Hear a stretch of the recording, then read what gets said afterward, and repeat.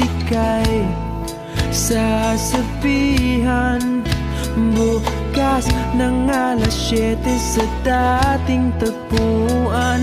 Buo ang araw ko, marinig ko lang ang mga himig mo. Hindi ko man alam kung nasan ka.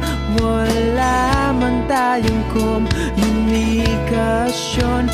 Maghihintay sa'yo buong magdamag, dahil ikaw ang buhay ko. Kung ina